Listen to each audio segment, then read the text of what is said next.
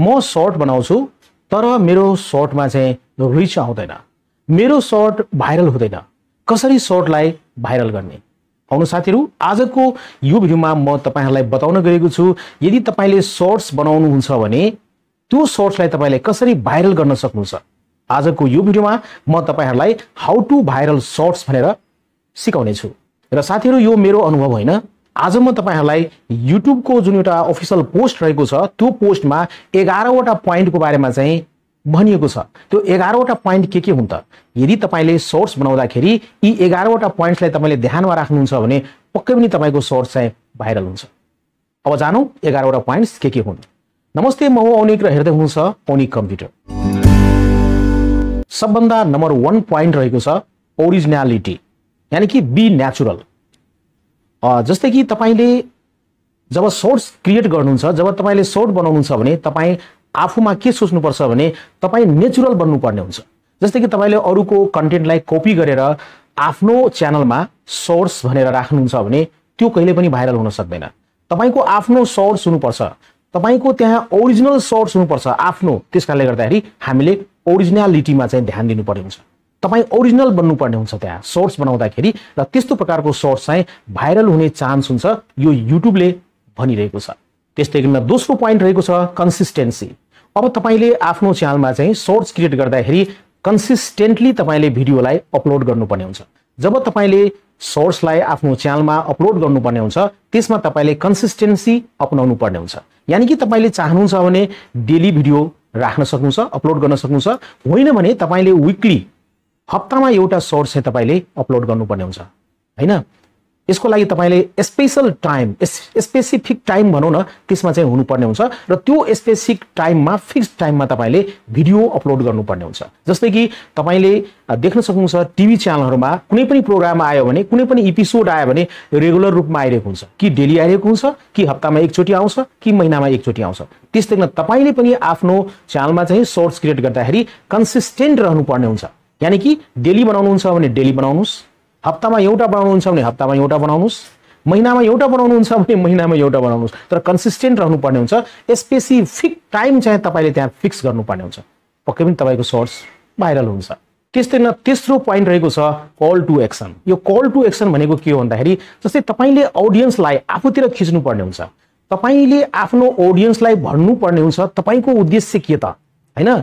तपाईको पर्पस के त? त्यसको लागि तपाईले आफ्नो च्यानललाई ग्रो पनि गराउनुहुन्छ, हैन? तपाईले आफ्नो भिडियोको रिचलाई पुगाउनुहुन्छ। त्यसकारणले गर्दाखेरि हामीले के गर्नुपर्ने हुन्छ, कल टु एक्सनमा चाहिँ हामीले आफ्नो ऑडियन्सलाई चाहिँ भिडियोलाई लाइक गर्नुस्, शेयर गर्नुस्, च्यानललाई सब्स्क्राइब गर्नुस्, भिडियोमा कमेन्ट गर्नुस्। त्यस्तो प्रकारको चीजमा चाहिँ तपाईले एट्र्याक्सन दिनुपर्ने हुन्छ, है? आफ्नो ऑडियन्सलाई तपाईले त्यहाँ चाहिँ मोटिभेट गर्नुपर्ने हुन्छ। आफ्नो ऑडियन्सलाई त्यहाँ ध्यान मोड्नुपर्ने हुन्छ कि च्यानलको जुन एउटा लाइक्स रहेको छ, शेयर रहेको छ, कमेन्ट रहेको छ र च्यानललाई सब्स्क्राइब गर्ने कुरा रहेको छ, त्यतापट्टि पनि तपाईले आफ्नो ऑडियन्सलाई मोड्नुपर्ने हुन्छ। कल टु एक्सन यस्तो गर्नुभयो भने पक्कै पनि तपाईको भिडियो भाइरल हुन्छ, तपाईको सर्ट्स भाइरल हुन्छ। त्यस्तै न चौथो प्वाइन्ट रहेको छ फन एक्टिभिटिज। फन एक्टिभिटिज भन्नाले यहाँले के बुझ्नु भएको छ? पक्कै पनि रमाइलो कुरा, हैन? यानी कि इन्टरटेनमेन्ट भनौं न, है, कमेडी भनौं न, फनी कुरा सबैलाई मन पर्छ।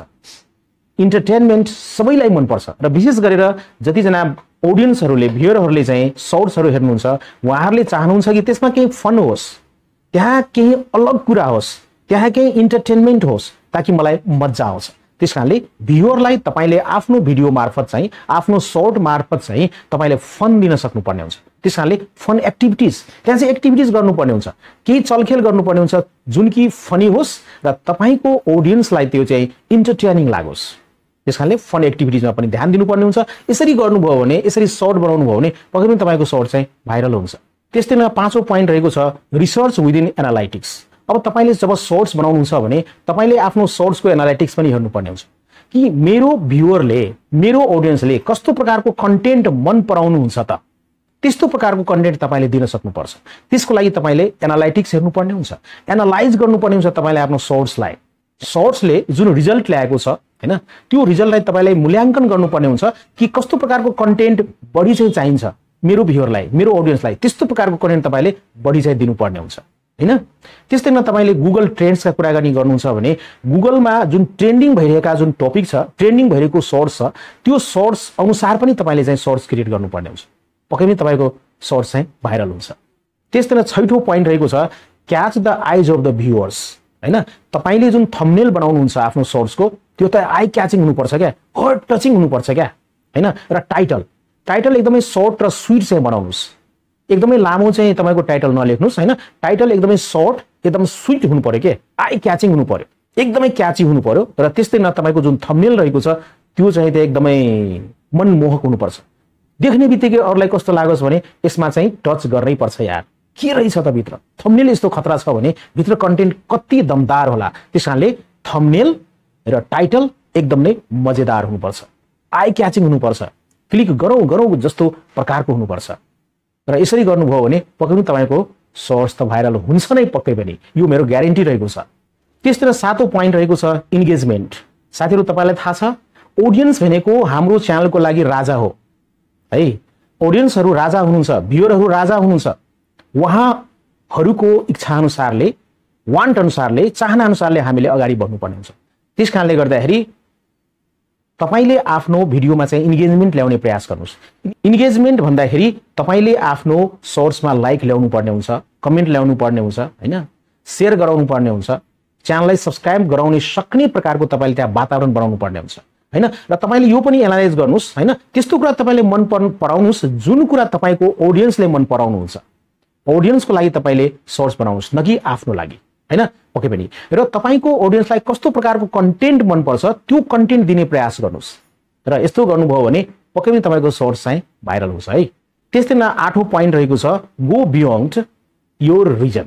यसको अर्थ के भन्दाखेरि अब तपाईले आफ्नो ऑडियन्सको बारेमा सोच्नु पर्ने हुन्छ, आफ्नो ऑडियन्सको चोइसको बारेमा सोच्नु पर्ने हुन्छ, आफ्नो ऑडियन्सको इच्छाको बारेमा, वान्टको बारेमा चाहिँ डीपली सोच्नु पर्ने हुन्छ।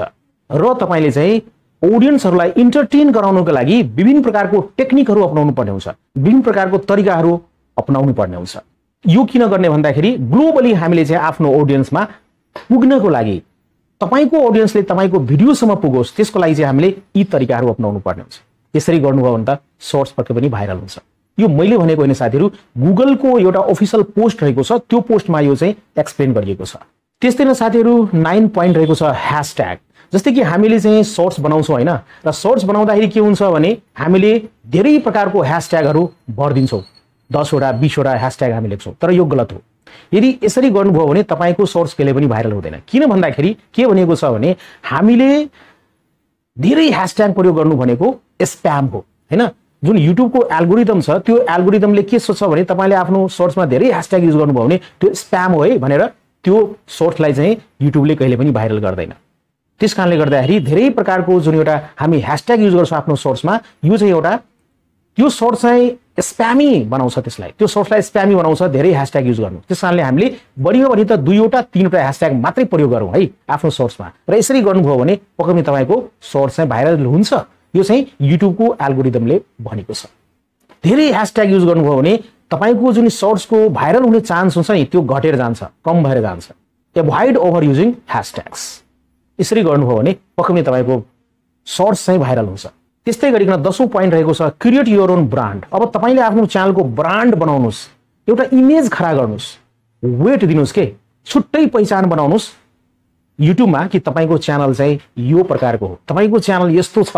त्यसकारणले आफ्नो च्यानललाई तपाईले ब्रान्ड बनाउने प्रयास गर्नुस्। ब्रान्ड बनाउनु भयो भने तपाईले स्पोन्सरशिप पनि प्राप्त गर्नुहुन्छ र धेरै ठाउँहरुबाट तपाईको च्यानलमा चाहिँ भ्युज आउँछ, धेरै राम्रो हुन्छ भिडियोहरुको पहुँच। र यसरी गर्नुभयो भने त तपाईको सोर्स त भाइरल हुन्छ नि पक्कै पनि।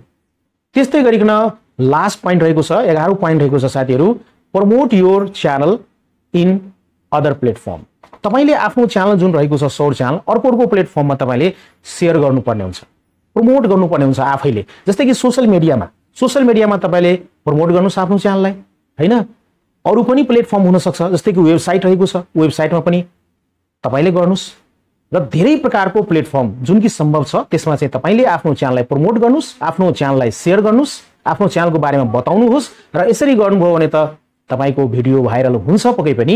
र यो मैले भनेको हैन, यो चाहिँ युट्युबको अफिसियल पोस्टले भनेको छ यी 11 वटा पोइन्ट्सको बारेमा। र यी 11 वटा पोइन्ट्स तपाईले फलो गर्नुभयो भने पक्कै पनि तपाईको च्यानलमा रहेको सर्ट्स हुन्छ नि साथीहरु पक्कै पनि भाइरल हुन्छ 100% भाइरल हुन्छ तर यी कुराहरु तपाईले चाहिँ फलो गर्नुपर्ने हुन्छ सानो भिडियो रहेको छ यहाँलाई कस्तो लाग्यो कमेन्ट चाहिँ पक्कै पनि लेख्नुस् है तपाईको विचार के रहेको छ भिडियोमा कमेन्ट गर्नुस् र भिडियोलाई लाइक गरिदिनुस् शेयर गरिदिनुस् र त्यस्तै गरी च्यानललाई सब्स्क्राइब गर्न चाहिँ नबिर्सनुहोला भन्दै आजको यो भिडियोबाट म बिदा लिन चाहन्छु टेक केयर गुड बाइ जय नेपाल